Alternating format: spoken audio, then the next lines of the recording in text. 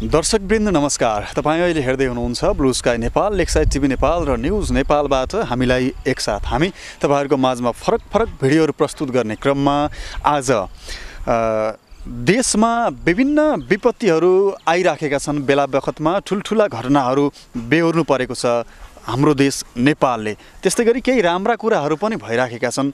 समग्रमा भन्दाखेरि धेरै मान्छेले धर्ममा पनि आस्था राख्ने गर्छन्, धर्ममा विश्वास गर्ने गर्छन्, ग्रह गोचरमा भर पर्ने गर्छन्। त्यही हिसाबले अहिले नेपालको लागि कस्तो खालको सङ्कट छ अथवा कस्तो खालका समय आएको छ, कस्तो खालको ग्रह छ भन्नका लागि यसै विषयमा कुराकानी गर्नका लागि नेपालकै चर्चित ज्योतिषी सोमप्रसाद नेपाल हामीसँग हुनुहुन्छ। आउनुहोस् उहाँलाई स्वागत गरौँ र केही कुराकानी गरौँ। स्वागत छ हजुरलाई। हजुर धन्यवाद यहाँहरू जुन मिडिया कर्मी साथीहरूलाई, किनभने यहाँहरूको माध्यमबाट हाम्रा शब्दहरू देश विदेश सबै ठाउँमा पुग्दछन् र हामीले बोल्दै गर्दा पनि एउटा मौका पायौँ भन्दैमा जे पाए त्यही बोल्नु पनि हुँदैन। किनभनेदेखि हाम्रा शब्दहरू भनेको लाखौँले सुनिरहनु भएको हुन्छ, करोडौँले सुनिरहनु भएको हुन्छ। त्यस कारणले गर्दा शास्त्रभन्दा बाहिर, बाटोभन्दा बाहिर हिँड्नु पनि हुँदैन।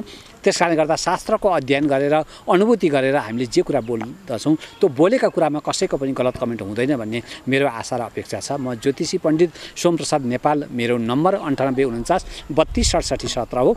यहाँहरूले ज्योतिषको बारेमा केही कुराहरू जिज्ञासा राख्दा यहाँले यो फोन नम्बरमा सम्पर्क गर्न सक्नुहुनेछ।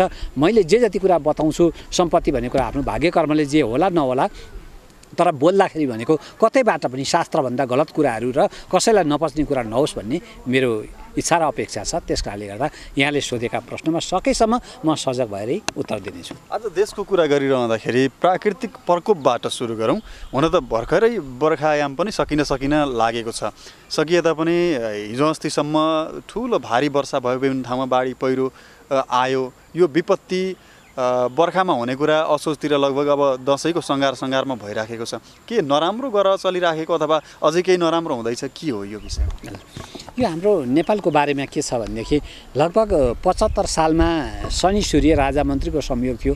त्यहाँबाट अलिकति समय भनेको अलि नराम्रो तर्फमा गयो, जस्तो देश विदेशमा यो विश्वमा भएका जनताहरूलाई सुख दिने कि दुःख दिने भन्ने किसिमको जुन ठुल्ठुला नेताहरूले, ठुल्ठुला मिडियाहरूले, त्यस्ता व्यक्तिहरूले सोच्नुपर्ने कुराहरूमा अलिकति विश्वको जनसङ्ख्यालाई नियन्त्रण गर्ने हिसाबका अलिकति नराम्रा किसिमका जुन विचार हुन्, त्यो विचार चाहिँ किन उठेर गयो त भन्दा जब समय प्रतिकूल हुन्छ, प्रतिकूल समय भएपछि प्रतिकूल अवस्था आउँदै जान्छ। यो 75 सालदेखि 75-76, विशेष गरेर 76 सालमा पनि शनि र सूर्यको राजा मन्त्रीको संयोग थियो।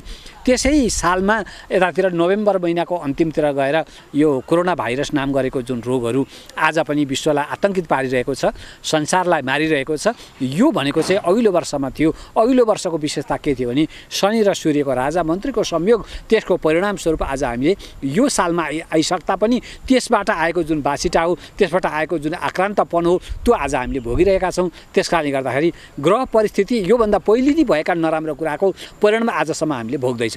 जस्तो कोरोनाको नाम लिनुभयो, अब त धेरै मान्छेले कोरोनालाई अब जितेर भनौँ अथवा नटेरेर भनौँ, पहिला जस्तो सिरियस रूपमा लिन छाडिसकेका छन्, गम्भीरताका रूपमा लिन छाडिसकेका छन्। अहिले लगभग लकडाउनको अवस्था पनि छैन भन्दा पनि हुन्छ। मान्छे आफ्नै हिसाबले सचेत हुने भइराखेका छन्, हिँडडुल गरिराखेका छन्। अब यो हराउने नै चाहिँ कहिले हुन्छ अथवा हराउँछ, हराउँदैन, रहन्छ, के हुन्छ, यो विषयमा छोटो गरौँ। त्यसपछि हजुर यो के हुँदो रहेछ भनेदेखि जुन प्रकृतिबाट निक्लेको होइन, ग्रह परिस्थिति अनुसार प्रकृतिबाट निक्लेको रोगको एउटा समय र अवधि भन्न मिल्दो रहेछ। यो चाहिँ एउटा मानव सृजित, हेर्नुहोस् है, यो प्रकृतिबाट निक्लेको रोग हो भनेर भनिएको छैन। यो चाहिँ मानवको एउटा बढोत्तरीलाई चाहिँ कन्ट्रोलमा ल्याउनका निमित्त, यो हिसाबले गर्दाखेरि मानवको अहितका निमित्त चाहिँ जो व्यक्तिहरूले, जसले, जुन वैज्ञानिकहरूले, जुन देशले यो खराब नियतले यो रोगको उत्पत्ति गरेर त्यसको विस्तार गरे, त्यो चाहिँ कस्तो भनेदेखि त्यस कारणले गर्दा यसको समय यति भनेर भन्ने कुरा उनीहरूले आफैले भनेका छन् नि त। यो 1.5 वर्ष जति चल्छ भने अहिले लगभग 1 वर्षको नजिक हामी पुग्दैछौँ। उनीहरूकै भनाइमा पनि अझै 6 महिना त बाँकी रह्यो। अब यो प्रकृतिबाट निक्लेको रोग थियो भने हामीलाई भन्न सबभन्दा सहजता हुन्थ्यो।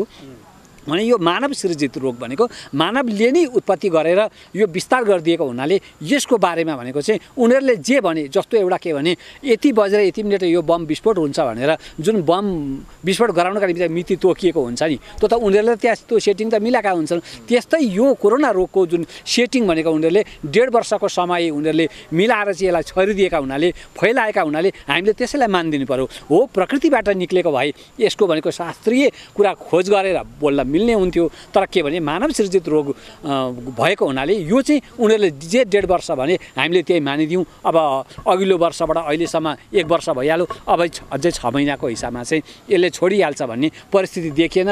तपाईँले ज्योतिषी भएर त्यो उनीहरूले भनेको कुरा किन भन्नु पर्थ्यो, आफ्नो हिसाबले भन्दा पनि हुन्थ्यो भन्ने पनि प्रश्न कमेन्ट रहला। के हुन्छ भनेदेखि मैले भनिहालेँ यो प्रकृतिबाट आफै भएको थियो भनेदेखि यसको एउटा शास्त्रीय हिसाबमा व्याख्या गर्न मिल्थ्यो, तर यो कुनै व्यक्तिको विचारले विश्वको जनसङ्ख्यालाई नियन्त्रण गर्नका निमित्त एउटा दुर्बुद्धिले गर्दा दुःख दिने चेष्टाले गरेको रोग हुनाले र उसले यसको समय नि 1.5 वर्षको लागि उसले फिट गरेको हुनाले हामीले त्यही कुराहरू भन्नको लागि कुनै आपत्ति भएन। यो राम्रो कुरा होइन, किनभनेदेखि मानवलाई विश्वबाट मानवको सङ्ख्या घटाउन खोज्नु वा मार्न खोज्नु यस्तो आतङ्क पार्नु भनेको त जसले यो कल्पना गरेर यो रोग बनाए, जसले यो कुराहरू लागू गरे यिनीहरूलाई त कति अपराध लाग्ला, तिनीहरूको लागि त नरकमा बस्ने ठाउँ पनि सायद नहोला। त्यसकारणले गर्दा यो दुःखद कुरा हो। अब यो वर्षभरि नै यो अनेक किसिमका आतङ्क हामीले झेल्नु पर्ने नै भयो। ठिक छ, यो त कोरोनाको महामारीको विषयमा भयो र अरू खालका विपत्तिहरू के आउन सक्छन्, त्यस्तो खालको अप्ठ्यारो के देखिन्छ? जस्तो अस्ति भर्खर केही दिन अगाडि भूकम्प पनि गयो फेरि, अब त्यो फेरि दोहोरिने हो कि अथवा त्योभन्दा ठुलो भूकम्प आउन सक्ने पनि हो कि अरू खालका विपत्ति आउँछन् कि नेपालमा, त्यस्तो केही छ, केही देखिन्छ नराम्रो? के छ भने अब यो भूकम्पको पाटो भनेको एउटा ठुलो पहिरो गइसकेपछि साना पहिरोहरू गइरहन्छन्, त्यहाँ सोच झरिरहन्छन्, पराकम्पको रूपमा लिएको हुन्छ। त्यो हुनाले तत्काल यो वर्षमा विशेष गरेर भनेको शनि र मङ्गलको संयोग जुन महिनामा हुन्छ त्यो महिनामा केही डर हुन्छ भने जुन वर्षमा शनि र मङ्गलको बढी सम्बन्ध हुन्छ त्यहाँ बढी भूकम्पको कुराहरू गरिन्छ। जस्तै 72 सालमा शनि मङ्गलको संयोग भएको हुनाले त्यो वर्षलाई चाहिँ भूकम्पको विशेष वर्ष बनिदियो भनेदेखि अरू वर्ष त्यस्ता होइनन् र यो वर्ष भनेको भूकम्पको विशेष परिस्थितिको वर्ष होइन। त्यस्तो अप्ठ्यारा महिनाहरू अबका लागि, अब यो 77 सालको लागि अब यो के छ भनेदेखि पहिलो कुरा त यो रोगसँगै सम्बन्धित बढी भइरहेछ। एउटा दोस्रो कुरा के हुन्छ नि ऋतुजन्य रोगहरू हुन्छन्। ऋतुजन्य रोगहरू भनेका जस्तो जाडोमा हुने खालका रोगहरू अथवा यो गर्मी लागेपछि कसैको पनि जेठ महिनादेखि उता गएपछि भदौ महिना असोज महिनासम्म भनेको लगभग मान्छेलाई बढी रोगले आक्रान्त पार्ने यो चाहिँ प्रकृतिबाट निक्लिने रोग नि त्यो बेला निक्लिने हुन् भनेदेखि अब यो जाडोमा हुने कुराहरू भनेको जाडोमा विशेष गरेर कुनै पनि रोगहरू ठुल्ठुला रोगहरू उत्पत्ति भएका छैनन्। त्यस कारणले गर्दाखेरि अब अगाडि आउँदैछ ऋतु आउँदैछ, त्यसपछि भनेको हिउँको समय आउँदैछ, त्यो भएको हुनाले केही चिसोपनसँग सम्बन्धित कुराहरू ती रहने आफ्नो ठाउँमा हुन्छ। हिउँसँग सम्बन्धित कुरा, तालहरूसँग सम्बन्धित कुरा, त्योसँग ठुलो विपत्ति भन्ने कुरा यो वर्षमा ठुलो विपत्ति हामीले भोग्नुपर्ने विशेष त्यस्तो पर्दैन। यति बेला सबैको सर्वत्र चासोको विषय भनेको कुलमान घिसिङ नेपाल विद्युत प्राधिकरणको कार्यकारी निर्देशकबाट 4 वर्ष आफ्नो कार्यकाल पुरा गरेर निस्किसक्नु भएको छ। धेरैले जनताहरूले फेरि उहाँ पुनर्नियुक्ति हुनुपर्छ भन्ने माग उठाइराखेका छन्, विभिन्न आन्दोलन पनि गरिराखेका छन्। उहाँ अब के कारणले गर्दाखेरि सरकारले फेरि पुनर्नियुक्ति दिन सकेन उहाँलाई, अथवा आफ्नै खालको नियम कानुन थियो त्यो आफ्नो ठाउँमा छ, ग्रह गोचरले के भन्छ, उहाँ फेरि नियुक्ति हुन सक्ने सम्भावना छ छैन, यो विषयमा भन्नु? हजुर, अब कुलमान घिसिङ भनेको जसले पनि राम्रो काम गरेको हुन्छ त्यसको चर्चा त जसले पनि हुन्छ, चाहे त्यो बाहुनले गरोस् या छेत्रीले गरोस् वा लिम्बूले गरोस् या जोसुकैले गरोस्, किनभनेदेखि त्यो राम्रो कुराको परिणाम भनेको सबैले राम्रो भन्ने नै हो। किनभने एउटा 18 घण्टाको लोड सेडिङको समयमा लोड सेडिङ मुक्त गर्नु भनेको त कसले बिर्सिन सक्छ र त्यस्तो कार्यलाई। त्यस कारणले गर्दा अब उहाँको ग्रह गोचर कस्तो छ त भने 2027 साल, हजुर मैले अलिकति सामान्य टिपेको छु, 2027 साल मङ्सिरको 10 गते बुधबार भनेर भनिएको छ र उहाँलाई फोन गर्दाखेरि सोद्धाखेरि मेरो लगभग बिहानको समय 7-8 बजेतिरको होला भनेर भनिएको हुन्छ। कति व्यक्तिको परम्परामा के हुन्छ भने यो ग्रह गोचरी कुण्डली बनाउने कतिको परम्परा हुँदैन। जस्तै विशेष गरेर भनेको यो भारतवर्षतर्फ रहेका मैथिली ब्राह्मणहरू अथवा पर्वतीय ब्राह्मणहरू उनीहरूले चाहिँ के भने पहिलेदेखि नि आजभन्दा 50औं वर्ष पहिलेदेखि पनि यो जन्मिएपछि एउटा चिना बनाउनुपर्छ, ग्रहदशा हेर्नुपर्छ, विवाहको समयमा जुराउनुपर्छ भन्ने कुराको जुन एउटा व्यवस्था हुँदै आयो। त्यस बमोजिममा जस्तो उहाँहरूको भनेको त्यति नहुन पनि सक्छ र लामाहरूले के नाम राखिदिन्छन् त्यसैलाई उहाँहरूले आफ्नो हिसाबले मान्दै गर्नुभएको हुन्छ। मैले यहाँ पाएकोमा यो बमोजिममा उहाँको के रहेछ त भन्दाखेरि प्रेमबहादुर भनेपछि कन्या राशि उहाँ हुनुहुँदो रहेछ। यो मितिलाई आधार लिएर बोल्नु पर्दाखेरि अनि उहाँको के छ भने वृश्चिक लग्न छ, कन्या राशि छ। अनि यो विशेष गरेर मैले के भन्ने गरेको छु भने जसको राजग्रह पर्छ नि, राजग्रह नपरिकन त्यो व्यक्ति थायी कर्मचारी ठुलो नेता बन्न सक्दैन। राजग्रह पर्नुपर्छ। राजग्रह नपरेको व्यक्ति बाहिरैबाट अरू पेसा गर्न सक्छ, बाहिर हुन सक्दछ, बाहिरी पाटोबाट सम्पत्ति वा नाम कमाउन सक्दछ, तर राजनीतिमा गएर सम्पत्ति वा नाम कमाउन सक्दैन। राजग्रह पर्नै पर्दछ। अब उहाँको के रहेछ त विशेष गरेर भने वृश्चिक लग्न, लग्नको मालिक मङ्गल एकादश भावमा बसेको अनि भाग्येश चन्द्रमासँग बसेको। भाग्येश चन्द्रमा के हो भने जल। उहाँको लागि भाग्य के हो भन्दा जलसँग सम्बन्धित को प्रमुख भएर त्यो सम्बन्धी योजना बनाएर त्यो सम्बन्धीको आफैले गरेर होस् कि अथवा कुनै योजनामा गएर उहाँ प्रमुख भएर उहाँलाई भनेको एउटा आगो र पानी चाहिँ उहाँको भाग्य रहेछ। यहाँ मैले देखेको आगो र पानी, किनभनेदेखि यहाँ जल भनेको भाग्यको मालिक चन्द्रमा, लग्नको मालिक मङ्गलसँगै संयुक्त बसेको हुनाले उहाँलाई भनेको एउटा लक्ष्मी योग बनेको। लक्ष्मी योग भनेको राम्रो हो। त्यसपछि सामान्य राजयोग हो। राजयोग कति भयो भन्दाखेरि 50% राजयोग भयो। किनभने राजेश जुन सूर्य छन् उनी लग्नमा बसेको हुनाले सामान्य राजयोग बनिदियो उहाँको। अनि अहिले यस बेला कुन समय उहाँको चलेको रहेछ भने विशेष गरेर बुध र भद्रिका भनियो। योभन्दा पहिले जब भ्रामरीको समय सुरु भएको थियो, भ्रामरीको समय भनेको 69 कार्तिक 23 गतेदेखि 73 को कार्तिक 22 गतेसम्म भ्रामरी चलेको रहेछ। भ्रामरीको बेलामा उहाँ सायद चिलिमेमा हुनुहुन्थ्यो। त्यसपछि त्यो भ्रामरीको समय सकिँदाखेरि भ्रामरी भोग भङ्गम करौती भन्छ। भ्रामरीले एउटा कुनै पनि ठाउँको कार्य गरिरहेको छ वा कहीँ बसेको छ, केही काम गर्दैछ भने त्योबाट उसले चेन्ज गरेर अर्को ठाउँमा पुर्याइदिने हुन्छ। त्यसपछि उहाँलाई जब चेन्ज भएर यता नेपाल सरकारको जुन प्राधिकरणको प्रमुख पाउनुभयो, उहाँलाई के आएको थियो भने बुधको समय थियो। बुध भनेको के हो? बुद्धि, सद्बुद्धि। सद्बुद्धि उहाँलाई आयो, त्यो समयले दियो। सद्बुद्धि भनेको म जनताका लागि सबैका निमित्त खुसी हुने, रमाइलो हुने, राम्रो हुने काम गर्छु भन्ने उहाँलाई बुद्धिको ग्रहदशा प्रवेश भयो। प्रवेश भइसकेपछि त्यसै समयमा भद्रिका पनि सुरु भइदिएको हुनाले उहाँ विशेष गरेर त्यो अवस्थामा आउनुभयो र राम्रो सद्बुद्धिका साथ यो सबै जनताको सेवा गर्नुभयो र उहाँ पाउनुभयो, जस पाउनुभयो। त्यसपछि गएर अब अर्को कुरा के छ भने यो समय भनेको विशेष गरेर अहिले शनिमा शुक्रको अन्तर भनियो। शनि ग्रह निचो भएको हुनाले उहाँलाई के छ भने राज्यतर्फबाट दिनुपर्ने जे कुराहरू जुन मन हो, राज्यको मन हो, राज्यको मन भनेको चाहिँ निठुरी भइदियो। अब यसको लागि भनेको उहाँका ग्रह गोचर भनेको एकदम सामान्य भए, धेरै हस्तक्षेपकारी छैनन्। हस्तक्षेपकारी पर्नु पर्दछ। जस्तै प्रचण्डको कुण्डलीमा जस्तो हस्तक्षेपकारी कुण्डली उनको हो त्यस्तो कुण्डली अरू सबैको छैन भनेर मैले जसरी भन्दछु, त्यस्तै हस्तक्षेपकारी कुण्डली परिदियो भने जसरी भएछ जुन पावरबाट देश विदेश जताबाट भए पनि व्यक्तिले आफ्नो चाहेको कामहरू पुरा गर्न सक्दछ। तर हस्तक्षेपकारी कुण्डलीहरू परेन, ग्रह परेन भने चाहिँ त्यस्तो अवस्थामा उहाँका अहिले यस बेला सबै शुभेच्छुकहरू, मित्रहरू उहाँलाई होस् भन्न चाहने भनेका सबै उहाँका मित्र हुन्। बुधले के भन्छ भने बुधले विशेष गरेर माओलीबाट सहयोग पाऊ, मित्रबाट सहयोग पाऊ भन्छ। बुध ग्रह भनेको एउटा सामान्य ग्रह हो। उहाँको सद्बुद्धि हो, सद्बुद्धिले राम्रो गर्नुभयो। तर के छ भने ग्रह अलिकति कमजोरी भएको हुनाले उहाँको ग्रह भनेको त्यस्तो हस्तक्षेपकारी ग्रह नपरेको हुनाले उहाँलाई त्यो ठाउँमा पुर्याउनलाई सहज भएन। त्यसपछि गएर आन्दोलनहरू उहाँका भए, आन्दोलन पनि एकदम हल्का किसिमका मात्र आन्दोलन भए। यतिको आन्दोलनले हामी यो के छ भने उहाँको ग्रहदशा सामान्य भएको हुनाले यो सामान्य परिस्थितिबाट सम्भावना एकदम कम छ। र विशेष गरेर उहाँको लागि भनेको उहाँलाई ल्याउनका निमित्त ठुलो जनदबाव, ठुलो आन्दोलन, ठुलो जनदबाव भयो भने बल्ल त्यो पाटोबाट धेरैवटा लाखौँ व्यक्तिहरू, मित्रहरूबाट चाहिँ उहाँका निमित्त भनेको बाहिर निक्लेर उहाँ हुनैपर्छ भनेर लाखौँ करोडौँ व्यक्ति अगाडि आएर त्यो दबाब दिन सके भने, त्यो मित्रको दबाब भयो भने उहाँको बाध्यताले हुने हो। सामान्य अवस्थामा भने उहाँको हुने खालको ग्रहदशा परिस्थिति त्यति बलवान छैन। अब फेरि नेपालले अँध्यारो भोग्नुपर्छ कि पर्दैन? लोड सेडिङको भार खेप्नुपर्छ कि पर्दैन?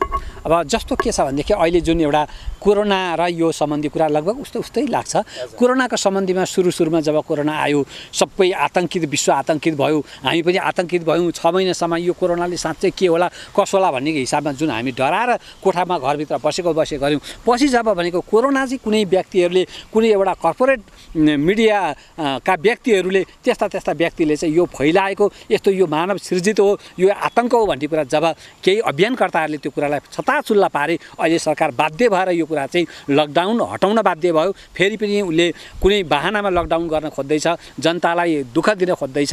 यो विश्वबाट गरेको गाइडलाइन जुन हो, गाइडलाइन हाम्रो सरकारले पनि किन जनताको माया नगरेर विश्वका ती व्यक्तिहरूको, ती कर्पोरेट मिडियाका व्यक्तिहरूलाई किन विशेष रूपमा मान्दैछ, यो चाहिँ एउटा दुःखको कुरा हो। त्यस कारणले गर्दाखेरि कुलमानको हिसाबमा भनेको पुनर्नियुक्तिको लागि भनेको एकदम समय भनेको यतिकै सामान्य अवस्थामा सम्भव छैन।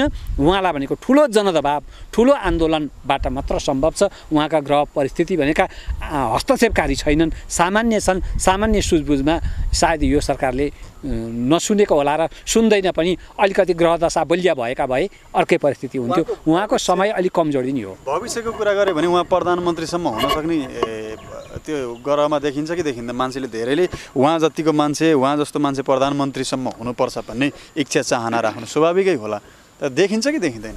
यो के छ भने उहाँलाई एउटा मन्त्री ठाउँमा ल्याउनु पर्दाखेरि भनेको त्यो योग पनि उहाँको छ है। किनभनेदेखि यो कर्मेश ग्रह सूर्य छन्। कर्मेश ग्रह सूर्य लग्नमा आएर बसेको हुनाले के भन्छ भने सूर्य केन्द्रीय राजसेवी, राज्यको सेवा गर्ने व्यक्तित्व हुन्छ भनेको छ। हजुरले यसलाई भनेको देखाएर अनि जुम गर्न सक्नुहुन्छ। किनभने कर्मेश ग्रह सूर्य चाहिँ लग्न भावमा आएर बसेको छ। अनि शास्त्रले भन्छ सूर्य केन्द्रीय राजसेवी। उहाँले किन यो ठाउँ परिवर्तन गर्नु पर्यो? जस्तो चिलेमीमा उहाँ हुनुहुन्थ्यो, त्यसपछि यहाँ आउनुभयो भन्दाखेरि उहाँको कर्म भावमा केतु थियो। केतुले एउटै ठाउँमा थाई भएर बस्न दिँदैन, त्यसले डिस्टर्ब गर्दछ। तर के छ भने उहाँको राजयोग भनेको चाहिँ कर्मेश सूर्य चाहिँ लग्नमा आएर बसेको हुनाले उहाँले फेरि अगाडि कुनै एउटा राम्रो जिम्मेवारी पाउँदा त्यो निभाउन सक्नुहुन्छ, ठुलो ठाउँमा पुग्नु सक्नुहुन्छ भन्ने उहाँको प्रबल सम्भावना छ। अर्को धेरै लाग्ने कुरा र सबैको मनमुटुमा, लगभग धेरै नेपालीहरूको मनमुटुमा 3 करोड नेपालीको भन्ने गरिन्छ, मनमा बस्न सफल चर्चित सञ्चारकर्मी रवि लामिछानेको विषयमा पनि धेरैलाई चासो हुन्छ।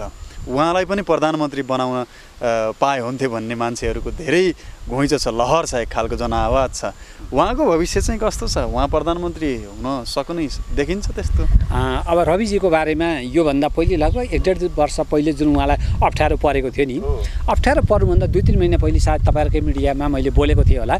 रविजीले अब राहुको समय आयो, सङ्कटाको समय आयो, उहाँलाई समय अनुकूल छैन है। बरु यदि मेरो शब्द उहाँलाई पुगेछ भने राहु सङ्कटाको स्वस्ति शान्ति गराउनु होला भन्न भन्न थिएँ। उहाँकै एकजना गुरुले पनि मलाई पछि सोध्दै हुनुहुन्थ्यो, मैले हो गराउने, के हो गुरु भन्नुहुन्थ्यो। अब तपाईँले ठिक छ, राम्रो तरिकाले राहु सङ्कटाको स्वस्ति शान्ति गराउनु होला, उहाँको समय त्यति अनुकूल छैन भनेर मैले भनेको थिएँ। रहेको कुरा के छ भने रविजीको जुन कुण्डली हो, जुन मिति मैले प्राप्त गरेको थिएँ, त्यो मितिमा त्यो लगभग कति 7:30 बजे यस्तै कति भनेको छ।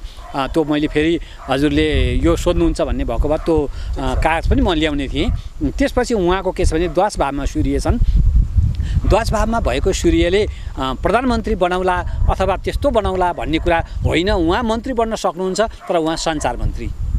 त्यस कारणले गर्दा प्रधानमन्त्री बन्ने खालको उहाँको लग्नमा सूर्य आएर उच्च भएर त्यो परिस्थिति वा राजस्थानमा सूर्य भएको भए, उच्च भएको भए, लग्नमा भएको भए, चतुर्थ भावमा भएको भए, सप्तम भावमा भएको भए म पनि उहाँको चाहिँ प्रधानमन्त्री बन्ने खालको कुण्डली हो भन्थेँ। तर द्वादश भावमा भएको सूर्यले प्रधानमन्त्री बनिँदैन। उहाँको लग्नमा जब बुध उच्च छन् भने बुध भनेको सञ्चार क्षेत्र हो। किनभने उच्च ग्रह बुध भएको हुनाले त उहाँ आज सञ्चार क्षेत्रमा सबभन्दा उच्चमा गनिनुहुन्छ। त्यस कारणले गर्दा उहाँले भनेको सरकारमा आएर कुनै मन्त्रीको जिम्मेवारी पाउनु भएछ भने यो धेरैवटा गुरुहरूले त्यो कुण्डलीलाई विचार गरेर भन्नु होला। म यो कुरामा के भने जे कुरा बोलिन्छ केही दम भएर विचार गरेरै बोलिन्छ। त्यस कारणले गर्दा उहाँले पाउने भनेको सञ्चार मन्त्रालय हो। सञ्चारसँग सम्बन्धितको जिम्मेवारी उहाँले पाउन सक्नुहुन्छ। त्यो परिस्थिति भोलि परेर आएछ भनेदेखि त्यो समय अलि राम्रो समय पछि आउँदै पनि छ। अहिले तत्काल त होइन, केही निकै पछि आउँदैछ। त्यस कारणले गर्दा त्यो बेलामा उहाँले सञ्चार मन्त्रालयको जिम्मेवारी पाउन सक्ने, सञ्चार मन्त्री बन्न सक्ने योग उहाँको हो। प्रधानमन्त्री भने होइन। भगवान्ले उहाँलाई प्रधानमन्त्री नै बनाउन्, मेरो शुभेच्छा होस्, सबैको शुभेच्छा होस्, यसमा त केही छैन। तर ग्रहको कुरा गर्नुपर्दा र हामीले ज्योतिषले भन्नुपर्दा द्वादश भावमा भएको सूर्यलाई प्रधानमन्त्री बन्ने योग भन्न मिल्दैन। र जाँदा जाँदै धेरैले, हुन त धेरै जसो ज्योतिषहरूको अन्तर्वार्ता हेऱ्यो भने राजतन्त्र अथवा राजा फर्किन्छन् भन्ने विषयमा बोलिराख्नु भएको देखिन्छ। यो राजा र ज्योतिषहरूको बिचमा सम्बन्ध चाहिँ त्यस्तो के हुन्छ र त्यस्तो खालको अहिले हुन त यो कुरा यो विषय बेमौसमी विषय पनि बन्ला र त्यो सम्भावना देखिन्छ र राजा फर्किने भन्ने कुरा मान्छेले विश्वास गर्न त छाडिसके तर त्यो सम्भावना छ गराले के भन्नु यस्तो के भनेदेखि जस्तो राजा र ज्योतिषीहरूको किन अलिकति निकटता जस्तो शब्द किन बोलिन्छ वा हुन्छ होला भन्ने कुरा जस्तो राजा भन्ने शब्द पनि हाम्रो धर्मशास्त्रले राजालाई अलि विशेष महत्त्व दिएको अनि त्यही शास्त्रको व्याख्या विश्लेषण गर्ने गुरुहरू पनि त्यही धर्मशास्त्रसँग सम्बन्धित भएको हुनाले राजा पनि एउटा केही चिज हो है विशेष चिज हो किनभने राजालाई जति देशको माया हुन्छ राजाले देश छोडेर भाग्न सक्दैन जति माया हुन्छ त्यति जनतालाई नहोला कि भोलि अप्ठ्यारो पर्यो भने देश थ्याक्न नसक्ने परिस्थिति भयो भने जनताको स्वरूप भाग्ला कि तर राजाको स्वरूप भाग्दैन भन्ने जुन एउटा आम बुझाइ हुन्छ एक दोस्रो कुरा भनेको यो विश्वमा कुन देश राजाले बनाए वा बनाएनन् सबैका आफ्ना व्याख्या छन् तर हामीले निश्चित रूपमा भन्न सक्नुपर्छ नेपालको एकीकरण भनेको राजा पृथ्वीनारायण शाहले नै गरेको हो उनले बनाएकै यो जमिन हो उनले बनाएकै यो राज्य हो त्यस कारणले गर्दा त्यो कुरालाई हामीले नजरअन्दाज गर्न मिल्दैन र उनले गरेको राम्रो देन भएको हुनाले र आज त्यही कुरा हामीले भोग्दै गरेका हुनाले राजा र ज्योतिषीहरूको सम्बन्ध भनेको राजालाई शास्त्रले विशेष मानेको हुनाले ज्योतिषीहरूले पनि राजालाई अथवा पृथ्वीनारायण शाहको देनलाई त हामी सबैले मान्ने हो चाहे ब्राह्मणले मात्रै किन र सबैले त मान्नै पर्छ त्यस कारणले गर्दा त्यस्तो लाग्नु स्वाभाविक हो फर्किने सम्भावना चाहिँ छैन अब फर्किने सम्भावना के हुन्छ भन्नुहुन्छ भने जस्तो अहिले राजा ज्ञानेन्द्रको बारेमा हामीले राजा नै भन्छौँ कि ज्ञानेन्द्रको बारेमा उनको अहिले धान्यको समय 78सम्म चल्दैछ त्यसपछि भ्रामरीको समय आउँछ भने मैले पहिले पनि उनी मङ्गल वा राजाको राहुको बेलामा राजा भएको परिस्थिति आएको थियो पछि फेरि यो 58 साल पछि जुन राजा हुनुपर्ने परिस्थिति भयो त्यो बेला अलिकति ग्रह कमजोरी रहेछ र ब्याक भएका ग्रह रहेछन् र उहाँले फेरि ब्याक हुनु पर्यो राजा भएर पनि पछाडि फर्किनु पर्यो त्यस कारणले गर्दा उहाँको एउटा अन्तिम सम्भावना भनेको चाहिँ फेरि पनि हामीले ग्रह गोचरबाट भन्नुपर्दा अन्तिम सम्भावनाको समय चलिराखेको र त्यो समय भनेको 1-2 वर्षको समय त्यो छ त्यस कारणले गर्दा राजाको सम्भावना भनेको चाहिँ ग्रह गोचरको हिसाबमा पनि केही छ त्यस कारणले गर्दा यो कुरामा भन्नलाई त्यति हिचकिचा गर्नु पर्दैन र सम्भावना चाहिँ केही रहेकै हो हुन्छ महत्त्वपूर्ण विषयमा आफ्नो अमूल्य समय दिनुभयो त्यसको लागि धेरै धन्यवाद छ ठिकै छ यहाँहरू मिडियाकर्मीलाई पनि यहाँहरूको माध्यमबाट हाम्रो पनि नाम देश विदेश सबै ठाउँमा पुग्छ हामीलाई पनि त्यो माध्यमबाट जे जति आर्थिक अथवा हाम्रो नाम जुन हिसाबले साथ सहयोग हुन्छ यहाँहरूलाई पनि हामीले मुरी धन्यवाद दिनै पर्दछ किनभनेदेखि यो संसारमा एउटा कुनै माध्यम नभइकन चिनिने पनि हुँदैन त्यस कारणले गर्दा हामीले तपाईँले समय दिनुभयो भन्दैमा जे पाए त्यो कुरा बोल्नु पनि हुँदैन र कतिलाई हामीले बोलेका कुरा सही हो भन्ने लाग्ला कतिलाई सही होइन भन्ने लाग्ला त हुनाले बिस्तारै अलिकति उरनठेउलो उमेर भएका व्यक्तिलाई अलिकति यस्ता कुराहरू त्यति छिटो विश्वास हुँदैन जब मान्छे परिपक्व हुन्छ उसले राम्ररी देशको बारेमा बुझ्छ धर्मको बारेमा बुझ्छ अनि त्यसपछि उसले चाहिँ ठिक हो बुझेको भन्छ त हुनाले उमेर अनुसारका आफ्ना विश्लेषण हुन सक्दछन् यहाँहरूले समय दिनुभयो धन्यवाद